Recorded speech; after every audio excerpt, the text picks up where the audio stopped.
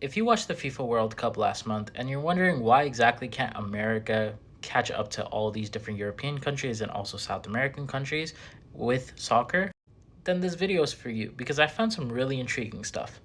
What I found was actually quite intriguing. Essentially, in European countries, they actually have like this academy business model, whereas a parent will always put their kid into an academy and the parent does not have to pay anything at all. Essentially, if the academy is able to develop that talent in the kid, then professional teams would actually pay the academy for developing that talent.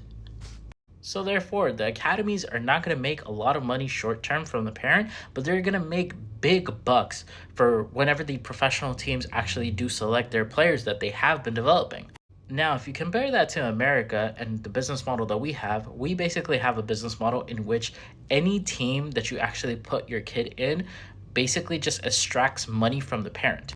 So whether that be gear, new cleats, shin guards, or jerseys, all of that money is actually coming from the kid's parents. And so because of that, what ends up happening is that only the rich of the rich can actually play soccer or any of these other sports.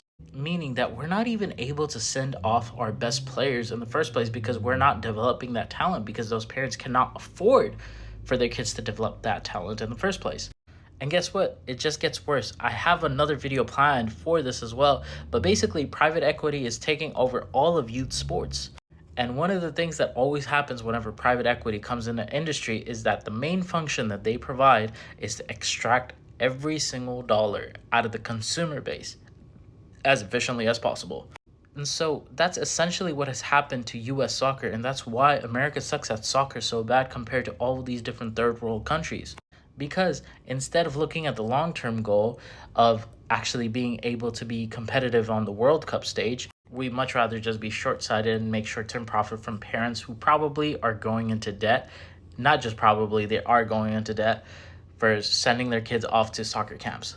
And unfortunately, as a sports fanatic, all that talent that we can develop in the States never ends up getting developed because some parents just cannot afford it.